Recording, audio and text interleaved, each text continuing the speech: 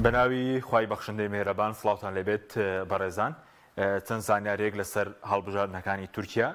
پارتە سەرەکیەکان و هاوپەیمانێتەکان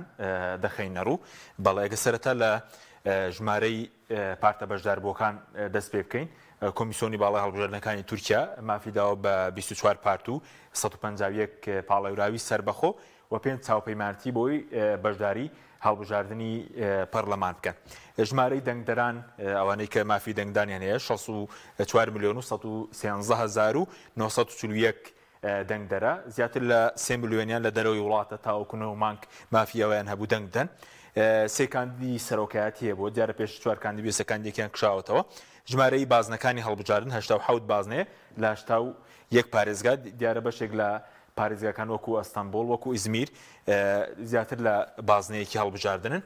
بەڵێ سەبارەت بە هاوپەیمانەتیەکان پێنج هاوپەیمانەتی سەرەکیەیە هاوپەیمانەتی جمهور هەیە بە سەرۆکایەتی ڕەجەب تەیب ئەردۆغان کە پارتەکانی پارتی دادوگەشە پێدان پارتی بزوتنەوەی نەتەوەیی مەهەپە پارتی یەکبوونی مەزن پارتی ڕەفاهی نوێ و هوداپار لە خۆی دەگرێت. هاوپەیمانی میلەت هەیە بە سەرۆکایەتی کەمال کلیزاڕۆغڵۆ جهاپە پارتی گەلی کۆماری پارتی باش و پارتی سعادەت هەروە پارتی ئایندەی ئەحمەد داودۆغڵۆ پارتی دەڤایی عەلی بابازان و پارتی دموکرات لە خۆی دەگرێت. هاوپەیمانێتێکی تر هاوپەیمانی ڕەنج و ئازادی هاوپەیمانی هەدەپەیە کە بە ناوی پارتی چەپی سەوز بەشداری هەڵبژاردنەکانی پەرلەمانی تورکیا دەکات و پشتگیری کەمال کلیزاڕۆغڵۆش دەکەن بۆ سەرۆکایەتی. هاوپەیمانەتی ڕەنج و ئازادی پێکاتوە لە پارتی چەپی سەوز پارتی کرێکارانی تورکیا پارتی ڕەنجدەران پارتی ئازادی و فیدراسیۆنی ئەنجومەنی سۆسیالیست دیازە ئەو پارتانە پارتە چەپەکانی تورکیان. بەڵێ هاوپەیمانێکی تر هاوپەیمانی یەکێتی هێزی سۆسیالیست پارتی کۆمونیستی تورکیا و بزوتنەوەی کۆمونیستی تورکیا و پارتی چەپی تورکیا لە خۆی دەگرێت. دیارە هاوپەیمانێکی تریشەیە هاوپەیمانی ئاتای کە هاوپەیمانی ئاتایە کە هاوپەیمانی سینان ئۆغان کاندیدی سەرۆک کۆمارە بەڵێ سەبارەت بە کاندیدەکانی سەرۆکایەتی کۆمار هاوپەیمانی جمهور ڕەجەب تەیب ئەردۆغان کاندیدی کردووە کە لە 2014ەوە سەرۆک کۆماری تورکیایە هاوپەیمانی میلەت کەمال کلیزاڕۆغڵۆی کاندید کردووە کە یەکەم جارە خۆی بۆ هەڵبژاردننی سەرۆکایەتی دەپاڵەوێت. هاوپەیمانی ئاتاشەیە کە سینان ئۆغان کاندیدی هاوپەیمانێتەکەیە دیارە پێشتر محەڕەمین جەش کاندیدی سەرۆک کۆمار بوو بەڵام لە ژێر فشاردا کشاوەتەوە هەرشەی بڵاوکردنەوەی یددیویان لێ کردووە و باسی لەوە کردووە لە ماوەی 45 ڕۆژی هەڵبژاردن بەقەدەر 40 ساڵی تەمەنی کاری سیاسی ئەوەندە فشار و هەڕەشەی لەسەر نەبووە. بەڵێ پارتی داد و گەشەپێدان کە ئەمەش پرۆفایلەکەیانە ساڵی دامەزەرن 4 ئابی 2001 لە هەناوی پارتی فەزیلەتی ئیسلامیەوە هاتوون یەکەم سەرۆک ڕەجەب تەیب ئەردۆغان بووە بەهاوبەشی لەگەڵ 63 کەسی دیکە کە لە ناویاندا ئەحمەد داودۆغڵۆ عەبدوڵڵا گول هەروەها عەلی باباجان هەبووە. لە 2022 دەسەڵاتیان گرتووە دەزێت لە سەدا 34 دەنگەکانیان بەرزهێنا حکوومەت بە سەرۆکاتی عەبدوڵڵا گول پێکات لە 2003 ڕەجەب تەیب ئەردۆغان بوو بە سەرۆک کۆمار ئەو کاتە کابینەکەی عەبدوڵڵا گول هەڵوەشایەوە لە 2018 دوایین هەڵبژاردن لە سەدا 42.56 دەنگەکانیان بەرزهێناوە و ئەردۆغان لە هەڵبژاردننی 2018 کە توانی سەرکەوێ لە 52.6 دەنگەکانی بەرزهێناوە. کارنامەی پارتی داد و گەشەپێدان باسی بنیادنانەوەی ناوچە زیان لێکەوتوەکان دەکات گەشەپێدانی گەشتیاری و پیشەسازی بەرگری و بواری ئۆتۆمبیل هەروە کەمکردنەوەی ڕێژەی بێکاری بۆ لە سەدا حەوت ئەمە جگەلەوەی کە باسی بەرزکردنەوەی قەبارەی بازرگانی دەرەکی دەکات بۆ 1 تریلیۆن دلار و ئاسانکاری بۆ گەڕانەوەی ئاوارەکان. پارتی گەلی کۆماری جهپە ساڵی دامەزراندنی 1923 لەلایەن کەمال ئەتاتورک مستەفا کەمال ئەتاتورک دامەزراوە سەرۆکی پارتەکە ئێستا کەمال کلیزاڕۆغڵۆیە پێکاتەکەی پارتەکە پێکاتووە لە کەمالیزم و ئالمانیەت و چەپ سێ گروپن کە ئێستا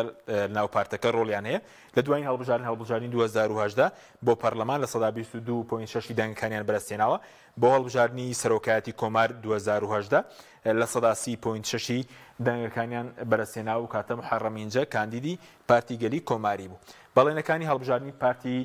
گەلی کۆماری هەڵۆشانەوەی سیستەمی سەرۆکایەتیە کە ئێستا لە تورکیا کاری پێ دەکرێت باشکردنی دۆخی ئابووری وڵات زیادکردنی موچەی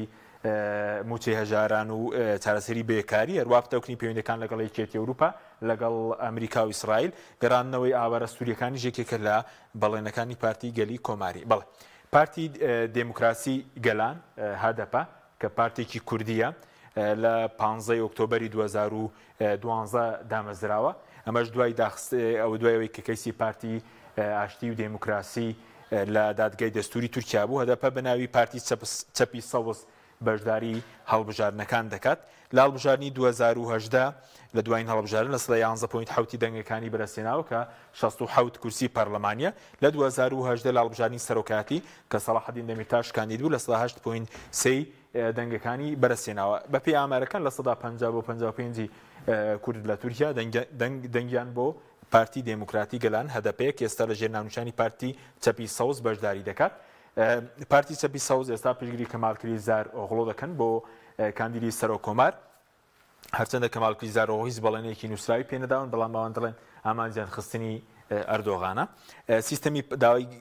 سیستەمی پەرلەمانی دەکەن مافی خوێندن بە زمانی دایک و مافی بەڕێوەبەرێتی وەدانان بە مافی گەلی کورد و عالەوی و باشکردنی دۆخی ئابووری وڵات هەروە پشتگیری لە یەکسانی جێندەری و هاوڕەگەز بازانیش دەکەن لە کارنامەکەیاندا بەڵێ پارتێکی تر پارتی باش بە سەرۆکایەتی مەراڵ ئەکشنەر 25 ئۆکتۆبەری 2017 لە ماپە جیابۆتەوە پارتی باش پارتێکی توندڕەوینێتەوە پەرستە لە دوایین هەڵبژاردننی 2010 لە سەدا 10 دەنگەکان 33 کورسی بەرەسێناوە لە هەڵبژاردننی سەرۆکایەتی کۆمار لە کە مەراڵ ئەکشنەر سەرۆکی پارتەکە کاندید بوو لە 2010 لە سەدا 7.3 دەنگەکانی بەرەسێناوە ئێستاش پێشگیری کەمال کریزار ئۆغڵۆ دەکەن بۆ پۆستی سەرۆکایەتی کۆمار و پارتێکی دژە کوردیشە لە کارنامەی هەڵبژاردنەکان جەختی لەسەرم خاڵانە کردوتەوە باشکردنی دۆخی ئابووری وڵات گێرانەوەی سیستەمی پەرلەمانی بەهێزکردنی پەیوەندیەکانی تورکیا لەگەڵ یەکێتی ئەوروپا و لەگەڵ ناتۆ هەروە وەکو ئاماژەشمان پێدا پارتێکە کە دژی ئەوەیە کورد مافیە بێت پارتی بزوتنەوەی نەتەوەیی مەهەپە پارتەکەی دەوڵەت باخچەلی ساڵی دامەزران لە 9 شوباتی 1969 دامەزراوە یەکەم سەرۆکی پارتەکە ئەلب ئەرسەلان تورکیش بووە کە پارتەکەی دامەزراندووە سەرۆکی ئێستا دەوڵەت باخچەلیە لە 2010 دوای هەڵبژارن لە سەدا 11 و 49 کورسی بەرەسێناوە لە هەڵبژاردننی 2023 پشگیری ڕەجەب تەیب ئەردۆغان دەکات دیارە پارتەش پارتێکی توندڕە و ڕەگەزپەرستە کارنامەی پارتەکە دژی گفتوگوۆیە لەگەڵ کورد و دژی ئەوەشە کە تورکیا بچێتە یەکێتی ئەوروپا لە کارنامەی هەڵبژاردن دژەخە لەسەر ئەم پرسە دەکەنەوە بەڵێ ئەوەی کە بینیتان پوختەیەک بوو لە مێژووی هاوپەیمانێتەکان و کاندیدەکانی سەرۆکۆمار و پارتە سەرەکیەکان بەخوای گەورەتان سپێنی خواتان